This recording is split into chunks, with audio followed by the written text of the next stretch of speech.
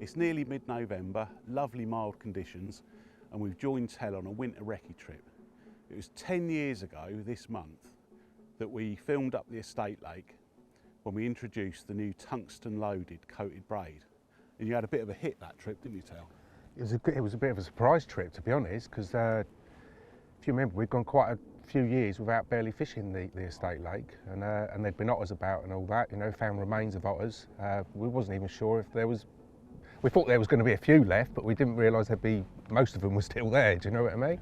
So yeah, it was a bit of a red letter trip, if you like. 18 takes, 18 fish landed. Yeah, pretty mental. Bit of a surprise. I remember getting there and it's super misty, wasn't it? And they were sloshing out in the mist. Yeah, and because it was so misty, it looked like they were just black heads in the mist, wasn't it? Yeah. Mega. But 10 years later, tungsten loaded still going strong. We're all still using it, aren't we? So how have you got on with it over the years?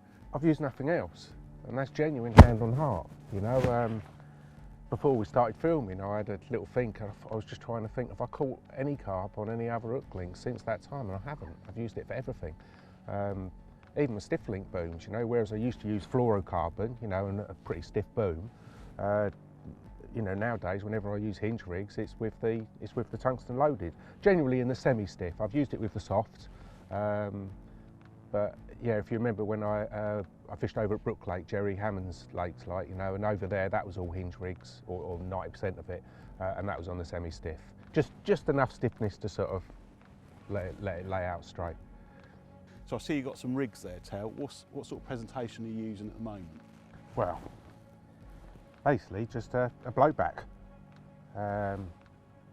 Problem in here we've got crays, bad crays, like, you know, so that's what I want to be using. Like a real 10 miller, 12 miller rather, but with one of your little rubber 12 mil pop-ups on top, and that's perfect. It sinks, the hook lays flat on the bottom and sits upright like that. It's exactly as I'd want to be fishing. But because of the crays, I'm using a tiger underneath it. And obviously crays do still eat tigers, but they're nowhere near as attractive as a fish meal boilie to them. Do you know what I mean? So it gives me a bit more time, like, you know. Occasionally I'll reel in and there's a little nibble out of it, but you know, I used that all last winter on here, and there was only one or two occasions when I reeled in with no tiger on whatsoever, you know. So that's what I've been using. But like I say, mainly just because of the crays. Do you know what I mean? Although saying that, I've done so well last winter on that rig and that presentation exactly like that, that when I went elsewhere this spring and summer at 2 different venues, I carried on using it. I carried on catching really well. So yeah, bit of a fluke really, but I sort of hit on something that's quite nice. But really, you know, the tiger's just there as a sinker, like I say. That's the bait really to me, do you know what I mean? And that matches my free offerings really well as well. Just perfect, you know. And they even sort of fade, don't they, in the water, you know, go a little bit paler, like a little bit of a washed out effect to them. But yeah, I mean, most of the time, you know me, if I can get away with fishing hard on the bottom, then that's how I'll be fishing. So often I'll be using the flipper rig with 2 12 millers, you know, like a double bait. But again, the crays in here just make it impossible, sort of thing, you know.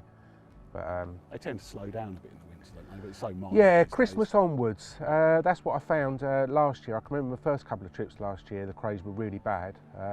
But then once it got to sort of January time, then I started getting bites in the mornings in January. Do you know what I mean? On rigs that had been out all night. Whereas earlier on in the year, it was really important to get up first light and recast. I mean, you know what it's like, mate. There's some things in your fishing that you just don't change, you know, and that's one of them. Another one would be the leg core. You know, I've used the original brown-coloured leg core for, I don't even want to think how many years, but it's a long time. 25 years. Yeah, a long time. Do you know what I mean? And the hook link's another one of those. To me, I don't even have to think about it, you know. Instead, you know, my thoughts go towards the watercraft side of things, you know what I mean? And fishing in the right place at the right time, you know. But yeah, hook links, it's something I don't even think about. I mean, I use it for everything, mate, you know. We do lovely braided hook links, you know, that are uncoated. But I'm so confident with that stuff, it's never ever let me down, you know, even if a fish has managed to make it to snags and that, like, you know, and I've got it out, there's no damage on it, you know, so, you know, sometimes if the water's particularly clear and shallow, you know, I might strip off the coating completely, You know, if I just want a little short, if I need a little bit more finesse, do you know what I mean? Then I might go to a little short braided hook length. But yeah, I still use that stuff just because I've got so much confidence in it. It's never let me down. And yeah, I mean, I tend to use the semi-stiff for most of what I use. The extra stiff one's more of a new addition, isn't it? That's like, right, you know, yeah, and which I haven't actually. I mean, I'm so you know, a lot of it's just like you get set in your ways. You know what I mean? And I love the semi-stiff.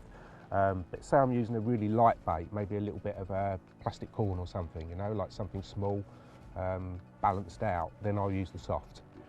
You know, but, like a smaller hook. Yes, exactly that. Yeah, little smaller hook, size 8s, 10s and stuff, with a little grain of a plastic grain of maize or corn.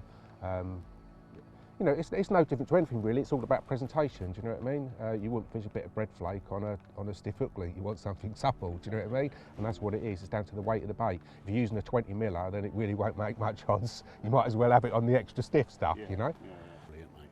Yeah, it's got a very tough coating, and there's obviously 3 different stiffnesses in the range. As the spec hasn't changed over the 10 years, we've kept it exactly the same. We've got soft, semi-stiff, and the extra stiff to cover just about every scenario where you want a coated hook link.